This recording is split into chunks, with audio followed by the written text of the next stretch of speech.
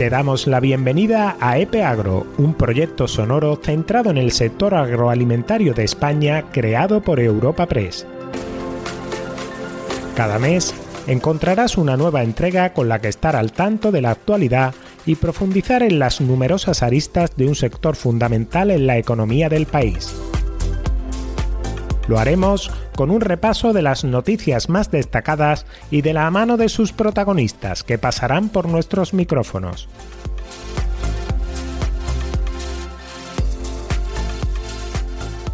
Bienvenidos y bienvenidas a EPE Agro, el podcast de Europa Press sobre el sector agroalimentario español. Les habla Alarilla Ruiz. Y también Ana López. Como periodistas de Europa Press les traemos algunas de las noticias más relevantes del sector primario en nuestro país, en cuya economía se mantiene como un pilar fundamental. En este episodio, además, nos acercamos al mundo de los seguros agrarios con el director general de Agroseguro, Sergio de Andrés Osorio, y nos despediremos con la sección del silo y un método ancestral para predecir el tiempo.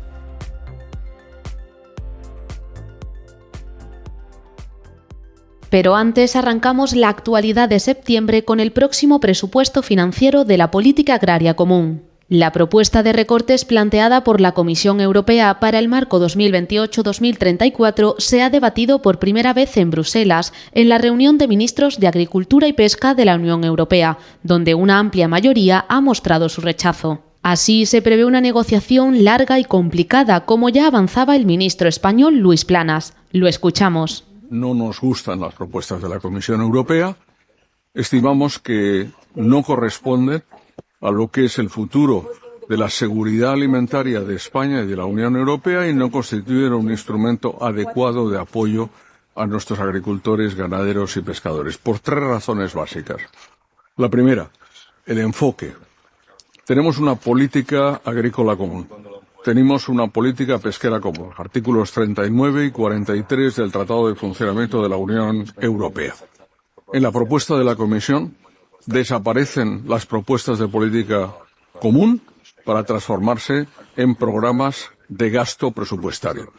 Por tanto, yo creo que falta ese enfoque, ese reconocimiento, que por cierto sí que estaba en la comunicación de la Comisión sobre la visión de agricultura y alimentación, o en el diálogo sobre el futuro del mundo rural lanzado por la presidenta Van der Leyen, y ese foco específico, ese enfoque dedicado al sector primario ha desaparecido totalmente. Hay líneas presupuestarias y apoyos, pero no una política como tal. Y ese nos parece el primer motivo muy importante de crítica. El segundo son las cantidades que nos parecen insuficientes, no solo a la vista de las actuales, sino teniendo en cuenta los retos climáticos, geopolíticos, de competitividad que tenemos ante nosotros.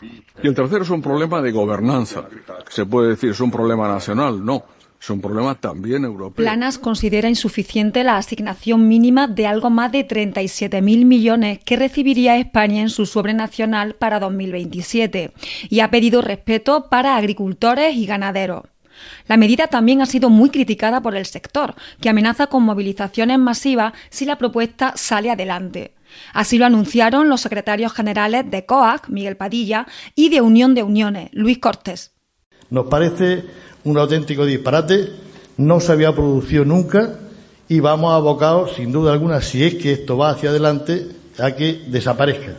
Nosotros le hemos propuesto al ministro, aunque parece un disparate, que sobre todo en el tema del dinero, antes de comenzar a negociar la siguiente letra, que en este escenario ni se negocie. Claro, es un disparate en el sentido de que si no se negocia, a ver dónde vamos a llegar. Pero os puedo decir que la sensación que tienen hoy los agricultores y los ganaderos en el campo, cuando le decimos este disparate, es que no se lo creen, simplemente que no se lo creen. Pero el día que llegue la conciencia de que efectivamente esto es lo que nos dicen, pues vamos a tener ciertamente bastantes actos que seguramente no son muy razonables. No se tiene absolutamente en cuenta nada de lo que los agricultores y los ganaderos reivindicamos con los tractores. Esta es la respuesta de la Comisión Europea a lo que los agricultores decíamos. ¿La Comisión Europea quiere que los tractores vuelvan a salir a la calle los agricultores? Pues sencillamente que sigan adelante con este reglamento y yo puedo asegurar que por lo menos por parte de Unión de Uniones los tractores van a estar muy pronto otra vez rugiendo por las calles de las capitales, en este caso por Madrid, ¿no? No se puede tener tan poquita vergüenza como el acuerdo que ha presentado la Comisión Europea. Y también decir una cosa a los partidos políticos que sustentan la Comisión Europea. Es impresentable que políticos del Partido Popular o del Partido Socialista nos digan que no están de acuerdo con la propuesta cuando son ellos los que están manteniendo a la Comisión Europea. Por lo tanto, dejémonos de demagogia y si no están de acuerdo, que cambien. Y si no están de acuerdo con lo que hace la propuesta de la Comisión Europea, que quiten a la presidenta von der Leyen y al resto de comisarios. Otro ámbito que ha marcado al sector este mes ha sido el de la política comercial. Por un lado, China ha impuesto de manera temporal unos aranceles de hasta el 62,4% a las importaciones de productos porcinos procedentes de la Unión Europea, acusada de dumping. Aunque España solo se ve afectada por un 20%, la noticia ha caído como un jarro de agua fría en el porcino español, que lamenta la pérdida de competitividad, aunque confía en las relaciones comerciales sólidas y fluidas que tienen con el país asiático. Lo detalla el director general de Interporc, Alberto Herranz. Creo que somos un socio estratégico en el sector porcino para China. Es mutuo. España también ve en China un socio estratégico. Hemos demostrado durante todos estos años que somos un socio de confianza, que somos capaces de abastecer con productos de calidad.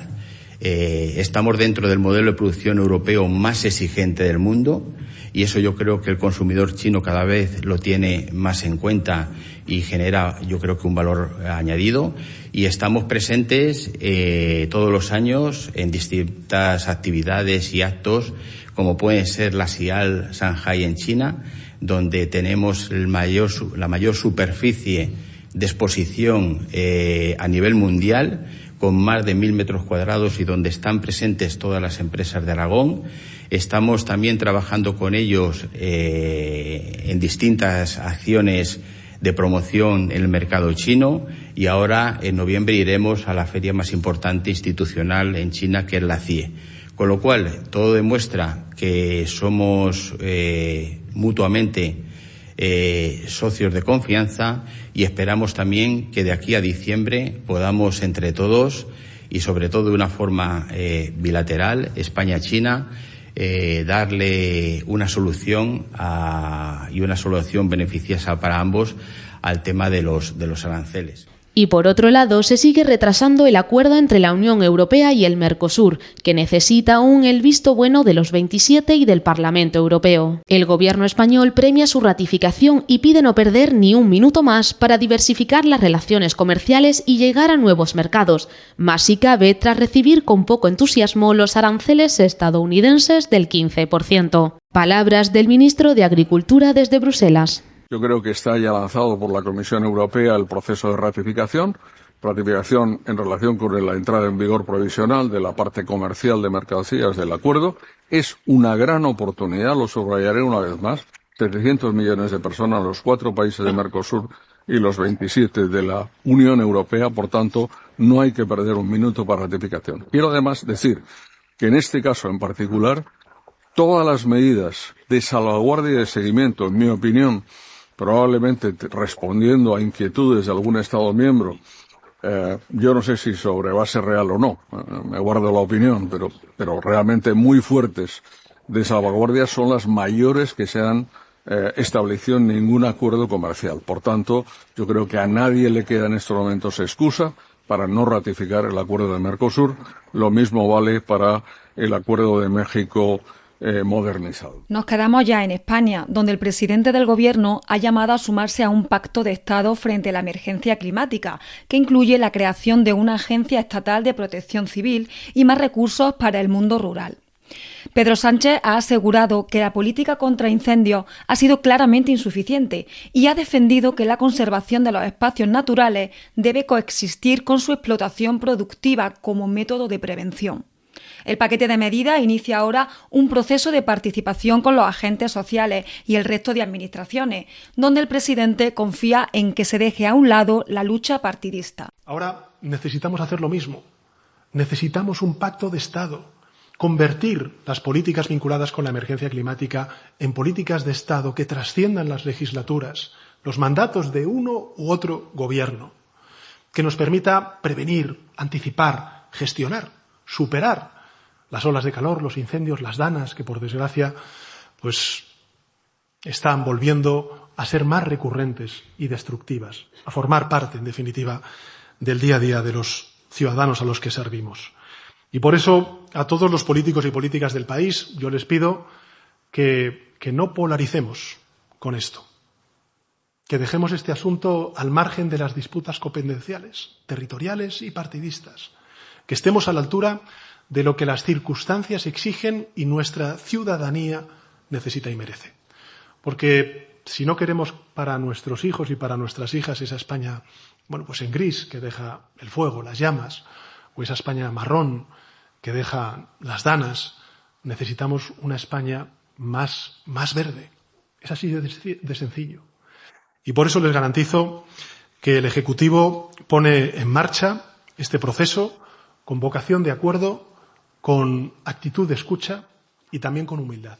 Precisamente los fenómenos meteorológicos adversos están poniendo en jaque las campañas agrícolas, donde la producción se está viendo afectada. Es el caso, por ejemplo, del arroz, que se encuentra en plena temporada de siega tras superar 2 años de sequía. Sin embargo, en el delta del Ebro las últimas lluvias han afectado a más de 2.000 hectáreas de la cosecha, con pérdidas de hasta el 90%, mientras que en municipios de Valencia que se vieron afectados por la dana solo se ha podido cultivar un 5%. La alcaldesa de Catarroja, Lorena Silvent, explica cómo lo afrontan desde la tradicional fiesta de la siega.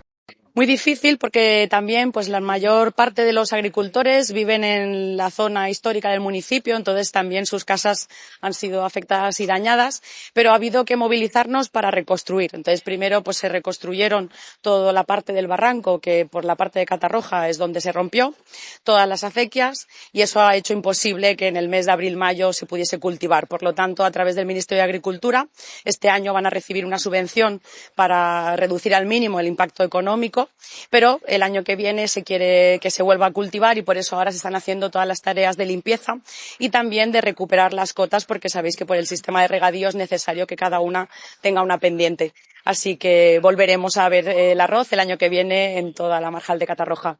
Esa es la previsión, porque los trabajos avanzan a buen ritmo. Sabéis que son trabajos muy difíciles, primero porque las maquinarias tienen que entrar en parcelas pequeñas, pero también porque muchas de las tareas de limpieza son manuales para eliminar también esos microplásticos y tal vez haya que hacer también alguna aportación de arena, entonces eso dificulta los trabajos, pero para el año que viene se prevé que todo podrá ser según el ciclo natural. Y de las explotaciones agrícolas pasamos a la ganadera, donde la lengua azul sigue causando estragos en las cabañas de ganado del país. La respuesta es la vacunación y el Gobierno está estudiando con las comunidades autónomas si debería pasar de ser voluntaria a obligatoria en el ganado susceptible. La propuesta ha generado debate en el sector, que ha pedido a las administraciones públicas que proporcionen vacunas eficaces y que haya también un diálogo coordinado y riguroso para contener la enfermedad. Desde Andalucía, escuchamos al secretario general de Asaja Sevilla, Eduardo Martí. No parece razonable una vacuna obligatoria cuando el propio Ministerio reconoce que no tiene vacunas para todos los serotipos y en el momento oportuno.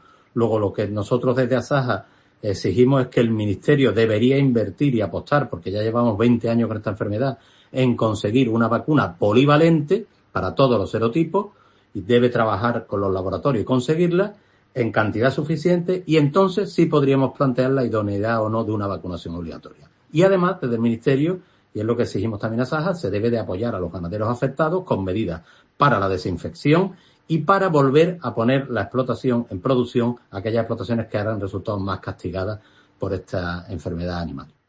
Mientras, los gobiernos autonómicos están destinando fondos para adquirir estas vacunas y ponerlas a disposición de los ganaderos para que se vacune lo antes posible. Según los últimos datos del Ministerio, esta enfermedad se encuentra presente en una veintena de provincias, con implicación de los serotipos 1, 3 y 8.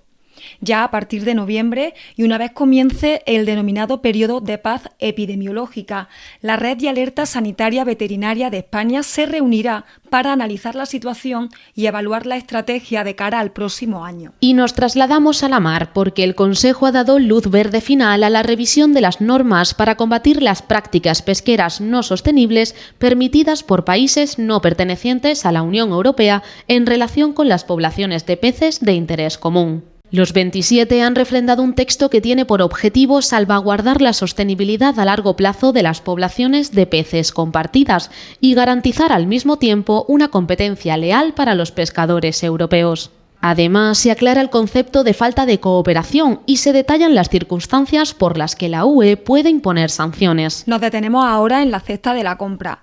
Naranja, lechuga, iceberg y ajo son los 3 alimentos que estuvieron afectados por la rebaja del IVA, que más han subido de precio en los grandes supermercados en el último mes, según datos de Facua Consumidores en Acción.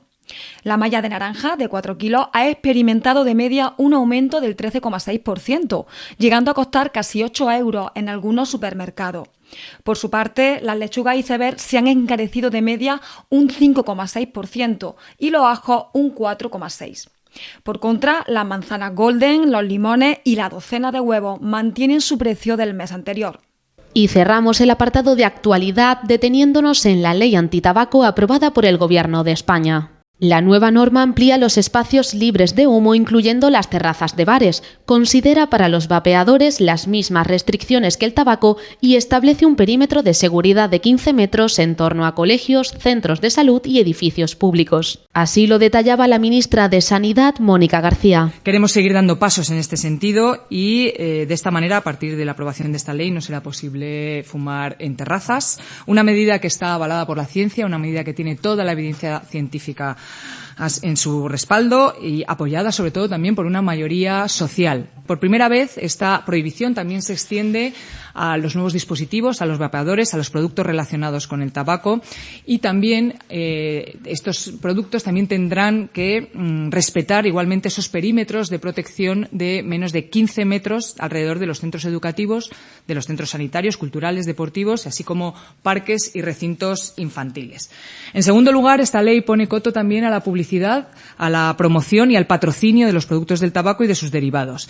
En tercer lugar, se elimina del mercado los cigarrillos electrónicos de un solo uso, los desechables, que no solo son unos dispositivos que se han convertido en unos dispositivos atractivos para las personas más jóvenes, sino que además es un producto especialmente grave o dañino con el medio ambiente y con los residuos que generas, Nacional de Salud. En definitiva, esta es una ley que es para una mayoría social que quiere respirar aire limpio, que pide desde hace mucho tiempo tener espacios libres de humo y que desea que la siguiente generación crezca y viva libre del tabaco. La medida no ha sido bien recibida en el sector hostelero. Hostelería de España ha calificado de desproporcionada esta prohibición, que aseguran podría desplazar los encuentros con fumadores a espacios cerrados como los domicilios, aumentando así la exposición al humo, y fomentaría el consumo desordenado en las inmediaciones de las terrazas. A ello suman un impacto negativo para el turismo y la imagen internacional del país.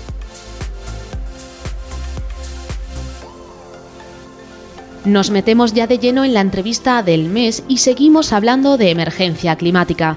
Hemos conocido que España ha remitido una carta formal a la Comisión Europea para que se active la reserva de crisis tras los devastadores incendios que impactaron con fuerza en explotaciones agrarias y ganaderas. Aquí existe una figura fundamental para la protección precisamente del sector primario, el Sistema Español de Seguros Agrarios Combinados. Lo conocemos de la mano del director general de Agroseguros, Sergio de Andrés.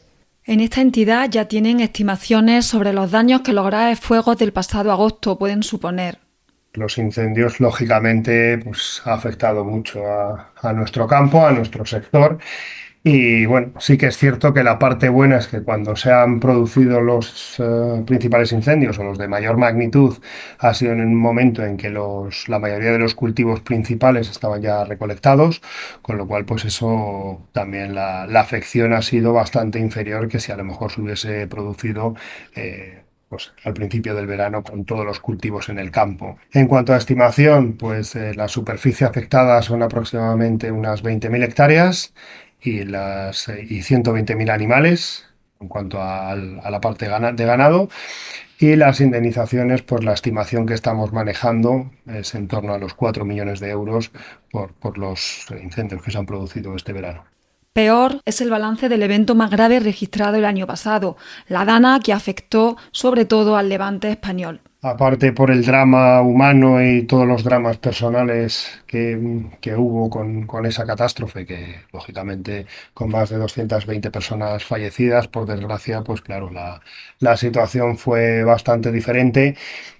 Por nuestra parte sí que la verdad es que aquel evento pues fue un poco el evento más importante del año pasado, aunque la mayor parte fue zona industrial y zona donde hay población. Sí que es cierto que pilló en una zona en la que hay cultivos agrícolas y además pues sí que pilló con los dos cultivos principales de la zona en el campo. El cultivo del caqui, que estaba en los primeros días de recolección a finales del mes de octubre, y luego los cítricos, que estaban todos en el campo prácticamente. Bueno, alguna variedad muy temprana sí que estaba recolectada, pero la mayor parte estaba en el campo. Entonces, bueno, sí que bueno, pues las indemnizaciones ascendieron por encima de los 53 millones de euros y sí que afectó a muchas zonas, por desgracia. En ambos casos, según recuerda, ha estado presente el sistema español de seguros agrarios combinados, el primero en Europa y uno de los 3 principales del mundo, junto a Estados Unidos y Canadá. Es un ejemplo clarísimo de modelo de colaboración público-privado, porque al final pues está desde Agroseguro, que seríamos como el sector privado, pero aquí participa muy activamente el Ministerio de Agricultura, Pesca y Alimentación a través de ENESA, que es la Entidad Nacional de Seguros Agrarios, que sería la parte pública y que tiene sus responsabilidades, y luego también como aseguradora o como representante de las aseguradoras que somos nosotros desde Agroseguro, pues también participa muy activamente la Dirección General de Seguros y Fondos de Pensiones. De Andrés destaca algunos de los elementos que explican su fortaleza. Los dueños, los accionistas de Agroseguro son 16 entidades aseguradoras, las principales entidades aseguradoras que operan en España en los ramos de no vida. Y luego la 17ª accionista es el Consorcio de Compensación de Seguros, que también pues, es un organismo dependiente del Ministerio de Economía, que actualmente tiene un 10%, el otro 90% pues son las 16 aseguradoras. Es una de las fortalezas también del sistema, que está coasegurado. Coasegurado es lo que quiere decir es que se comparte el riesgo entre las diferentes aseguradoras. Una aseguradora, por muy grande que pueda ser, ella sola, este tipo de riesgo, que en muchos casos, como destacábamos anteriormente, con una dana o con una gran sequía, con una gran helada, sería complicado que pudiese asumir ese riesgo puntualmente una de las aseguradoras por sí mismo. Entonces está ese coaseguro y luego está también, hay un reaseguro público, reasegurado, es decir, que el riesgo, cuando es excesivo, pues ese riesgo está reasegurado por el Consorcio de Compensación de Seguros, es decir, cuando hay esos excesos de siniestralidad o esos picos de siniestralidad, esos picos de eventos en años puntuales, pues el Consorcio de Compensación de Seguros interviene, aporta fondos que al final un reaseguro, como funciona es, pues todos los años hay una prima, una parte del importe que pagan los agricultores y ganaderos, o en este caso, que es otra de las cosas que quería comentar, también subvencionado por las administraciones, se va destinando una bolsa, una especie de bolsa cada uno de los años, y en los años en los que es necesario se tira de esa bolsa. A ello suma que está fuertemente subvencionado, algo especialmente importante en seguros con una siniestralidad elevada, y también la amplitud de cobertura, con 45 líneas. Está fuertemente subvencionado. La prima que pagan los agricultores y ganaderos, pues de cada 100 euros que pagan de prima aproximadamente actualmente, que también es uno de los momentos de mayor subvención, la mitad está financiada por las administraciones públicas, ya sea por el Ministerio de Agricultura a nivel nacional, que es un 40%, y el otro 10% pues lo aportan las comunidades autónomas. Como es un seguro con una siniestralidad bastante alta, pues al final tiene que, claro, en seguros esto es muy sencillo, la siniestralidad se paga con prima. Entonces, pues para poder afrontar esa siniestralidad tan alta o esas tasas tan altas, pues el agricultor, si tuviese que pagar el 100% de su bolsillo, pues también sería difícilmente asumible. Pues es una herramienta de política agraria y las subvenciones financian una parte muy importante de la prima. Hay 45 líneas de seguro, 45 sectores productivos que se pueden asegurar en España. Todos los sectores, todos los cultivos, dicho un poco más vulgarmente, pues todo con lo que nos alimentamos todos los días, todas las producciones con las que nos alimentamos, se puede asegurar y está cubierto por Agroseguro, cubierto por el sistema de seguros agrarios y todos los riesgos, que también es otra de las fortalezas del sistema, pues desde cualquier sequía, o sea, todos los riesgos climáticos, cualquier sequía, cualquier helada, cualquier pedrisco, cualquier inundación, cualquier viento, cualquier efecto climático, incluso algunos pues, incendios también, e incluso en algún sector o alguna línea, pues también hay alguna otra incidencia que puede causar los cultivos que está asegurado. Con estos mimbres, el seguro agrario se convierte en una herramienta generalizada en España, aunque el porcentaje de aseguramiento pueda variar dependiendo del sector. Hay unas producciones que están más aseguradas y otras que menos. También, pues claro, muy ligado a la percepción de riesgo que pueda tener el agricultor o el ganadero. Los principales sectores productivos españoles, como pueda ser la fruta, pues la fruta está asegurada en un 85%, los herbáceos, todo lo que son los cereales, etcétera, pues por encima del 70%, la uva de vino cerca del 60%, los cítricos también por encima del 50% y cerca de ese 60%. Hay otros sectores como el plátano de Canarias que está el 100% asegurado, el caqui también que decíamos antes con la dana que por suerte pues tiene una implantación también superior al 90%, con lo cual pues todas las explotaciones que pilló la dana estaban aseguradas. Sí que hay algunos sectores, como pasa en el olivar, que en España pues tenemos una de las potencias mundiales, que ese sí que está algo menos asegurado, en torno al 10%, pero que al final es un sector también con menos riesgo. Pero bueno, todos los agricultores que son profesionales, que su explotación, sus producciones es su modo de vida habitual, pues actualmente no dudan en proteger sus explotaciones y en asegurar. De hecho, vivimos el momento de mayor aseguramiento en los 45 años de vida de este mecanismo, creado a través de la Ley del Sistema de Seguros Agrarios en España, primera ley de esta etapa democrática aprobada en diciembre de 1978. El momento de mayor aseguramiento de estos 45 años, por encima de 1.000 millones de primas, que es un poco el indicador el que nos medimos en seguros, y el capital asegurado, que para mí es lo más importante, porque al final el capital asegurado es la producción en kilos que produce, valga la redundancia, cualquier agricultor por el precio de aseguramiento que se marca previamente al contrato de seguro, y también llevamos 10 años batiendo récords. Previsiones que tenemos es que acabaremos el 2025 pues ya cerca de los 19.000 millones de euros. Este incremento del nivel de aseguramiento no es ajeno al cambio climático y a la constatación de una evolución en los fenómenos meteorológicos que afectan al sector agroganadero, cada vez más frecuentes y más intensos. En los últimos 8 o 10 años sí que es cierto que los eventos cada día son más intensos y extensos, incluso fuera de temporada, ¿no? Por poner un ejemplo muy real, pues las tormentas de pedrisco antes se ceñían al periodo estival, el verano era cuando había tormentas de pedrisco, y ahora, pues por ejemplo, este año ya tuvimos un temporal en el mes de enero en la zona de Huelva, y todos los invernaderos pues de fresón, frutos rojos estuvieron afectados, en la zona de Levante también. Tuvimos alguna tormenta de pedrisco ya en el mes de febrero, marzo, o sea que eso antes, hace 15, 20 años, era algo que no ocurría. No me posiciono si es el cambio climático o qué es, pero el agroseguro sí que venimos observando que los eventos climáticos de los últimos 8 o 10 años han incrementado su frecuencia, su intensidad y su virulencia. Sergio de Andrés apunta que ya se superan los 600 millones de euros en indemnizaciones en lo que va de 2025, un año al que ya define como el del pedrisco.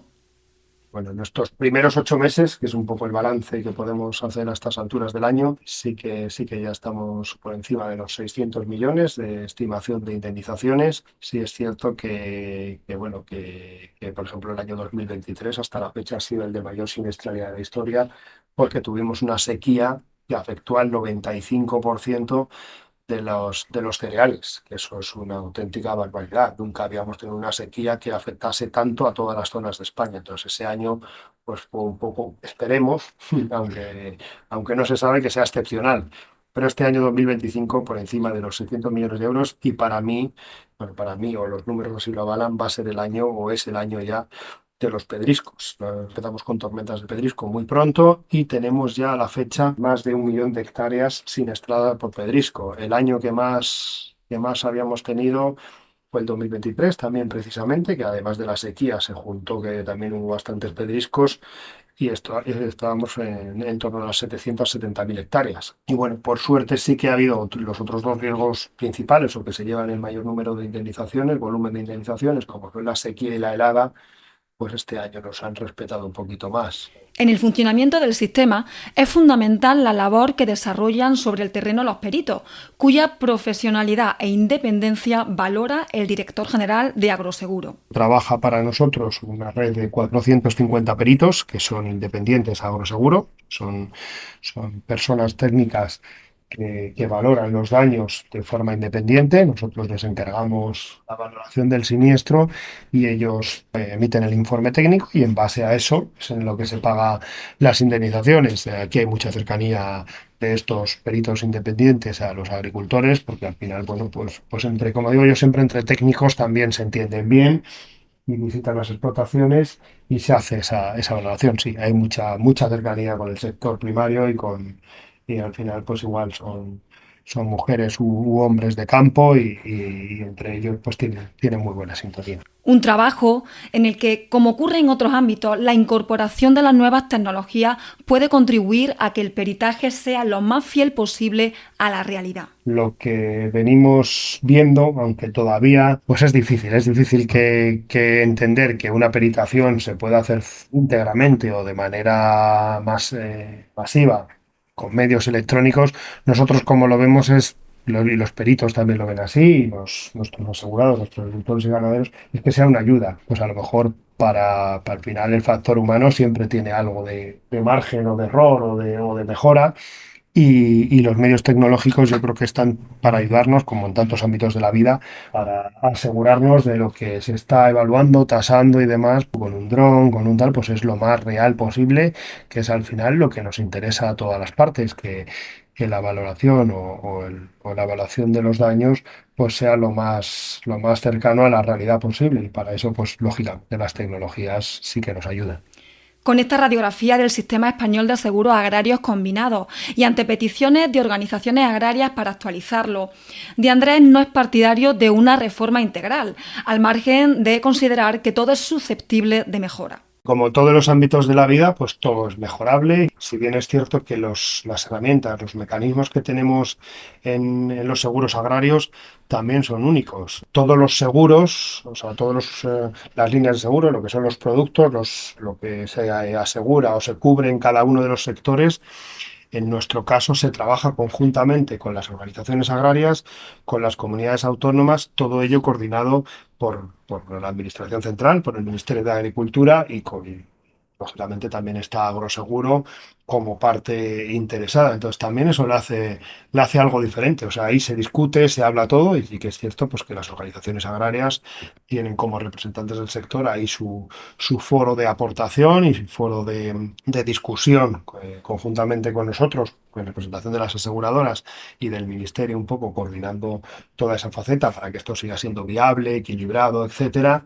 Una reforma integral del sistema consideramos desde Agroseguro que no es necesaria porque es una ley que lleva funcionando 45 años, está en su momento más alto, está cubriendo perfectamente las necesidades de los agricultores y ganaderos y no la vemos. Y sí que es cierto que bueno, todos los días se hacen mejoras, todos los años cada uno de los sectores se revisa dentro de esos grupos con los representantes del sector y bueno, desde Agroseguro siempre abiertos a hacer cualquier tipo de análisis, cualquier tipo de aportación que pueda considerarse interesante, siempre manteniendo el equilibrio del sistema, pues siempre es bienvenido. Con esa voluntad y con una reivindicación del valor social que también tienen los seguros de cara a la protección del sector primario, se despide ya nuestro invitado. Tienen importante valor social también de protección de nuestro sector primario que tantas veces ponemos en valor y es un estabilizador financiero, un estabilizador de rentas. Yo creo que para eso tiene que estar el seguro, para que al final pues como nos pasa, y eso también nos enorgullece en las encuestas de satisfacción que también hacemos y que sale con buena nota, pues que los agricultores y ganaderos, cuando tienen un evento de estas características, una sequía tremenda, una helada tremenda que en 2 noches arrasa toda la producción, o una dana como la del año pasado, pues que nos diga que menos mal que tengo agroseguro para que mi familia pueda seguir viviendo del campo, que es lo que hemos querido toda la vida en el pueblo. Entonces yo creo que eso es al final lo que nos da ánimos todos los días, de lo que sentimos orgullo y por lo que tenemos que seguir trabajando todos, porque al final todos nos alimentamos y todos tenemos que cuidar nuestro querido sector primario. El silo.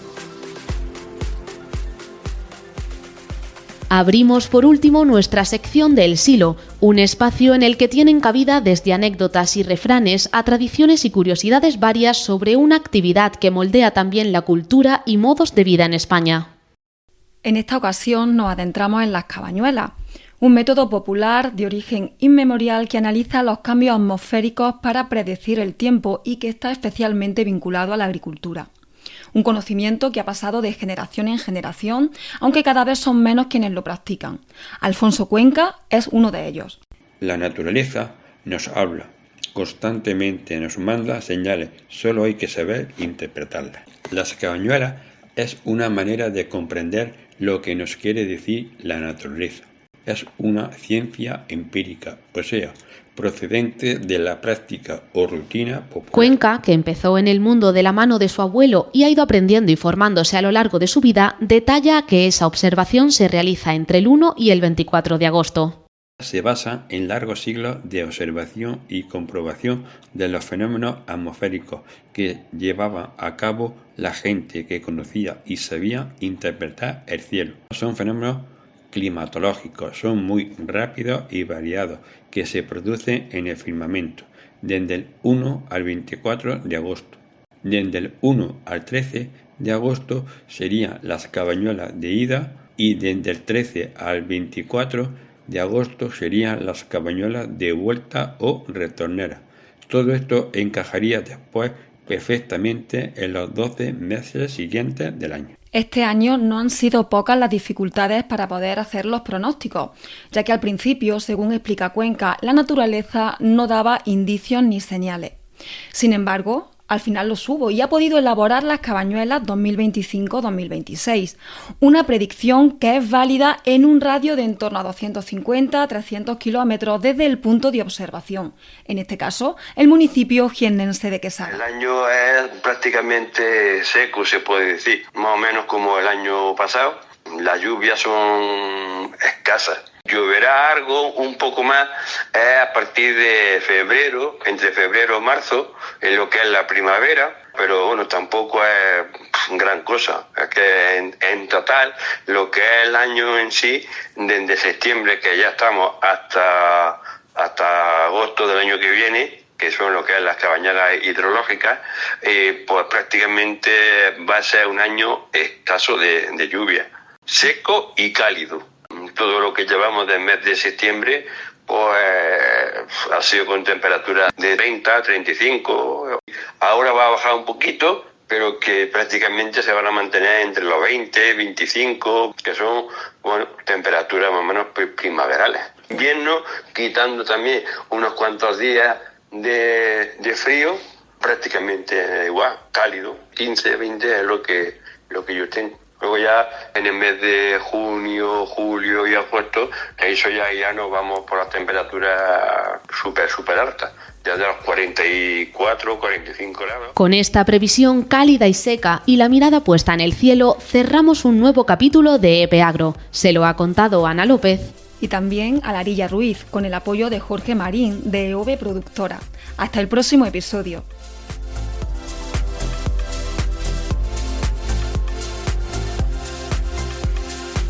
Puedes consultar toda la información sobre estas noticias en la descripción de este capítulo y a través de nuestra web europapress.es. Encontrarás un enlace para suscribirte a este podcast a través de tu aplicación preferida en europapress.es/podcast, donde también encontrarás el resto de programas de nuestro catálogo sonoro.